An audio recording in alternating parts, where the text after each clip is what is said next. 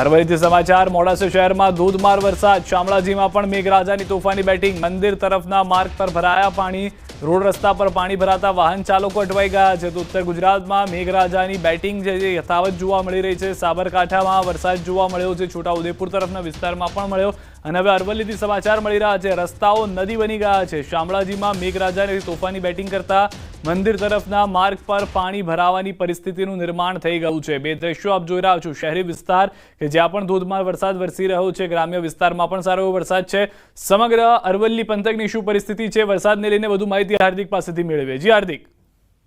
हाँ सिद्धार्थ જે પ્રકાર બપોર બાદ ધોધમાર વરસાદની શરૂઆત થઈ છે અરવલ્લી જિલ્લામાં ખાસ કરીને યાત્રાધામ શામળાજી વિસ્તારમાં ધોધમાર વરસાદ જોવા મળ્યો હતો જેના કારણે જે શામળાજી મંદિર તરફ જવાનો જે રસ્તો છે તે પાણીમાં ડૂબ્યો છે અને ખાસ કરીને મોડાસા શહેર વિસ્તારમાં પણ ધોધમાર વરસાદની શરૂઆત થઈ છે લગભગ 1 ઇંચ વરસાદ 1 કલાકમાં પડી ચૂક્યો છે ત્યારે જે બફારા ઉકળાટથી લોકો ત્રસ્ત હતા તેમને રાહત અનુભવી છે અને ખાસ કરીને જે અંબાજી તરફ જઈ રહેલા ભાદરવી પૂર્ણિમાના મેળા તરફ જઈ રહેલા જે પદયાત્રીઓ છે તેઓ પણ ભીજતા ભીજતા અંબાજી તરફ પ્રયાણ કરી રહ્યા છે એટલે કે જિલ્લામાં જે પ્રકારે વરસાદી માહોલ ગઈ સાંજથી જોવા મળી રહ્યો છે તેના કારણે ધોધમાર વરસાદ હાલ જોવા મળ્યો છે જી હાર્દિક કયા વિસ્તારો એવા છે કે જ્યાં આગળ ભારે વરસાદ થઈ ગયો છે અથવા જ્યાં આગળ રસ્તામાં પાણી ભરાયેલા છે લોકોને સાવચેત રહેવાની જરૂર છે કઈ રીતની પરિસ્થિતિ છે પંથકની હાલમાં ચોક્કસ સિદ્ધાર્થ જે પ્રકારે યાત્રાધામ શામળાજી વિસ્તારમાં જે વરસાદ વરસી રહ્યો છે મેસો જળાશય 100% ફૂલ થયો છે ઓવરફ્લો ચાલી રહ્યો છે તેના કારણે જે વણઝારી વિસ્તાર છે ત્યાંના જે લોકો છે તે લોકો હાલ બહાર નથી નીકળી રહ્યા 15 જેટલા જે ઘરોના લોકો છે તેમના બાળકો નથી ભણવા જઈ રહ્યા એટલે કે સતત જે પાણીનો પ્રવાહ ઉપરવાસથી ચાલી રહ્યો છે જળાશયમાં આવી રહ્યો છે પંથકમાં વરસાદ પડી રહ્યો છે તેના કારણે તે વિસ્તારના લોકો પણ હાલ ત્રસ્ત છે એટલે કે જે નીચાણવાળા વિસ્તારો છે ભિલોડામાં પંથકમાં પણ હાલ વરસાદ જોવા મળી રહ્યો છે એટલે કે નીચાણવાળા વિસ્તારોમાં વરસાદી માહોલ છે જી સિદ્ધાર્થ આભાર હાર્દિક સમગ્ર માહિતી બદલ તો મોટાભાગના વિસ્તારો એવા છે અરવલ્લીના કે જ્યાં આગળ વરસાદ અને વરસાદના કારણે જળભરાવની પરિસ્થિતિ થઈ ગઈ છે તો બનાસકાંઠાના ઉપરવાસમાં ભારે વરસાદને પગલે દાંતીવાડા ડેમમાં પાણીની આવક યથાવત છે ડેમમાં પાણીની આવકમાં વધારો થયો છે ડેમના દરવાજા સુધી પાણી આવી જતા તંત્ર દ્વારા લીકેજ ચેકિંગની કામગીરી હાથ ધરાઈ ડેમના 11 દરવાજામાં લીકેજ માટે ડેમના અધિકારીઓની ટીમ દ્વારા ચેકિંગ હાથ ધરાયું ડેમના તમામ દરવાજા નવા નાખેલા હોવાથી ડેમના અધિકારીઓ દ્વારા લીકેજ ચેકિંગ કરાયું દાંતીવાડા ડેમમાં પાણીની આવક થતા ખેડૂતોમાં ખુશી કરીએ જ છે અને બધા ઓપરેટ કરીને બી ચેક કરેલા છે અને ગેટની અમે આજ બી ચેકિંગ બધી કરી છે કેમ કે આપણે અહીંયા નવા ગેટ નાખ્યા છે તો હવે આપણે જે પાણી છે એ ગેટે અડી ગયું છે તો એના પ્રમાણે હવે આપણે લીકેજ જોઈ શકીએ તો આજે અમે એ બધા ગેટની લીકેજ ચેક કર્યું છે સાબરકાંઠાના હિંમતનગરનો હાથમતી જળાશય 100% ભરાતા થયો ઓવરફ્લો થતા ડીપ પર ફરી વળ્યા છે પાણી ફતેપુરથી મઉ અને ભિલોડાને જોડતા રસ્તાના ડીપ પર પાણી વાહન ચાલકો જોખમી રીતે વાહનો કરી રહ્યા છે પસાર સવાલ એ થઈ રહ્યો છે કે કોઈ મોટી ઘટના સર્જાય તો જવાબદાર કોણ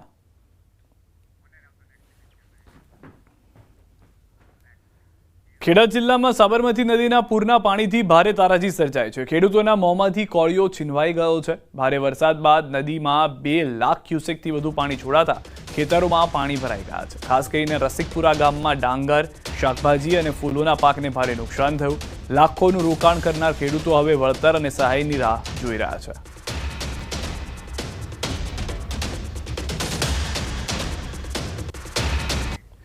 તો ખેડાના રસિકપુરા ગામે પૂરે મચાવી છે તબાહી ન્યૂઝ 18 ગુજરાતી પર ખેડૂતોની વ્યથા ગામની ખેતીના 100% નુકસાન ડાંગર કપાસ શાકભાજીના પાકને નુકસાન સરકાર ખેડૂતોને 100% વળતર આપે પાણી ભરાતા ખેતીનો સફાયો થયો આવતી સિઝન પણ નિષ્ફળ જાય એમ છે સાબરમતી નદીના પાણી ફરી વળતા રસિકપુરા ગામમાં 100% ખેતીનું નુકસાન છે ખેતીના પાકોમાં ડાંગર છે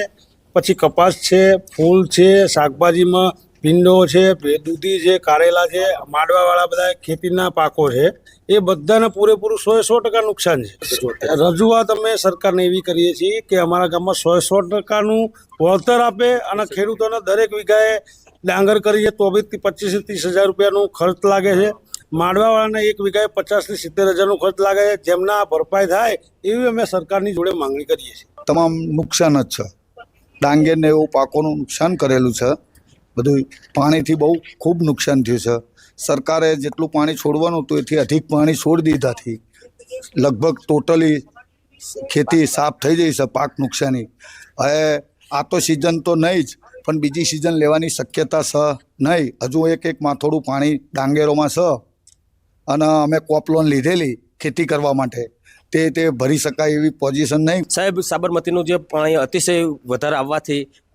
લગભગ ગામમાં તમામ પાક નિષ્ફળ ગયા છે. અને એમાં સાહેબ તમે આ જોઈ શકો છો મારા ભીંડાનું ખેતર. હવે આ ભીંડાનો પાક મારો તૈયાર જ થયો હતો અને પાક મારે લેવાનો જ હતો, અને એવા ટાઈમે આ પાણી આવી ગયું અને તમામ તમે જોઈ શકો છો તમામ ભીંડા મારા ફેલ થઈ ગયા છે સાહેબ. અને આનું લગભગ મારે 1,25,000 રૂપિયા જેવો એનો મારો ખર્ચો છે સાહેબ. કે આ મેં છે ને 2.5 થી 3 લાખ રૂપિયા મેં કોપ લોન લીધેલી છે સાહેબ, અને કોપ લોનથી મેં આ ખેતીવાડી શરૂ કરી હતી. હવે સાહેબ હું કોપ લોન જ કેવી રીતે ભરીશ ને એ જ એક મારા માટે પ્રશ્ન છે સાહેબ. ખેડા જિલ્લામાં સાબરમતી નદીના પૂરના પાણીએ તો એવા ખેડૂતોને રડાવ્યા કે હવે મોંમાં આવેલો કોરિયો તેમનો છીનવાઈ ગયો. ન્યૂઝ 18 ગુજરાતીની ટીમ અત્યારે પહોંચી છે ખેડા તાલુકાના રસિકપુરા ગામે. રસિકપુરા ગામની અંદર અંદાજિત કહી શકાય કે 800 થી વધારે ખાતેદારોની 1000 વીઘાથી વધુ જગ્યા આવેલી છે, અને આ જગ્યાની અંદર શાકભાજી, ડાંગર તેમજ કપાસનો પાક કરવામાં આવ્યો હતો. પરંતુ સાબરમતી પૂરના પાણી તો એવા ફરી વળ્યા કે આ શાકભાજીનો પાક, જેની અંદર ભીંડાનો પાક તૈયાર થયો હતો, પરંતુ પાણી ફરી વળવાના કારણે ખેડૂતનો મોંમાં આવેલો કોરિયો છીનવાઈ ગયો છે. દ્રશ્યો બતાવીશ જે પ્રકારે તમે જોઈ શકો છો તે પ્રકારે આ ભીંડાનો પાક છે કે જે પાક અત્યારે અહીં આગળ જે ભીંડા હતા તે અત્યારે તમે આજે ખેતરમાં તમને જોઈ શકો છો માટી દેખાય છે, પણ માટીની આ ભીંડાનો પાક છે. અને આ પાકની અંદર ખેડૂતે અંદાજિત 1 લાખ રૂપિયા જેટલો ખર્ચો કરી આ ભીંડાનો પાક તૈયાર કર્યો હતો. અને આ તૈયાર કરેલ પાક ઉપર પાણી ફરી વળવાના કારણે અત્યારે તમામ જે પાક છે તે બિસ્માર થઈ પાકની ઉપર પાણી ફરી વળ્યા છે, ને જેના કારણે આ સમગ્ર પાક અત્યારે ખલાસ થઈ ગયો છે. જે પ્રકારે અહીંના ખેડૂતો સાથે જ્યારે ન્યૂઝ 18 ગુજરાતી પહોંચીને વાતચીત કરી ત્યારે જાણવા મળ્યું કે આ ગામની અંદર મુખ્યત્વે ખેડૂતો ખેતી પર નિર્ભર છે. કેટલાક ખેડૂતોની દશા તો એવી હતી કે તેઓએ પોતે વ્યાજે પૈસા લાવી આ પાક કર્યો હતો, અને આ પાકની અંદર પાણી ફરવા વળવાના કારણે આ સમગ્ર પાક નિષ્ફળ ગયો છે. મહત્વની બીજી વાત કરવામાં આવે તો જે પ્રકારે અહીં આગળ જ્યારે ગામજનોને ન્યૂઝ 18 ગુજરાતી ટીમે જ્યારે વાતચીત કરી ત્યારે તેમને જણાવ્યું કે તેમને સરકાર પાસેથી ક્રોપ લોન પણ લીધી હતી, પરંતુ પૂરના પાણી એવી આફત લાવી દીધી કે હવે આ જે પાક છે જે તૈયાર થયેલા પાક પર પાણી ફરી વળ્યા છે તેની અંદર કોરિયો તો ખાવા નહીં મળે, તે પાક હવે લેવામાં નહીં મળે, પરંતુ આ પાકને બહાર કાઢવા માટે પણ ખર્ચો લાગશે અને આવનાર સિઝનમાં પણ ખેતી ના થાય તે પ્રકારની સ્થિતિ આગળ થઈ છે. ખેડૂતો એક જ માંગ કરી રહ્યા છે કે સરકાર દ્વારા યોગ્ય તેનો સર્વે થાય અને તેમને વળતર ચૂકવવામાં આવે. ઉમંગ પટેલ, ન્યૂઝ 18 ગુજરાતી, રસિકપુરા, ખેડા. કચ્છથી સમાચાર મળી રહ્યા છે. નખત્રાણામાં પીએચસી સેન્ટરની તાળાબંધી. નેત્રા ગામે પીએચસી સેન્ટરને લોકોએ માર્યા છે તાળા. દવાઓ, રસીનો પૂરતો જથ્થો ન હોવાથી રોષ છે. 12 થી વધુ ગામ વચ્ચેના પીએચસી સેન્ટરમાં નથી કોઈ સુવિધા. ઓક્સિજનના અભાવથી લોકોનું મોત થવાનો આરોપ. ગામના સરપંચ સહિત સ્થાનિકોએ માર્યા છે તાળા. તો દ્રશ્યો પણ આપ જોઈ રહ્યા છો. 12 ગામ વચ્ચેના પીએચસી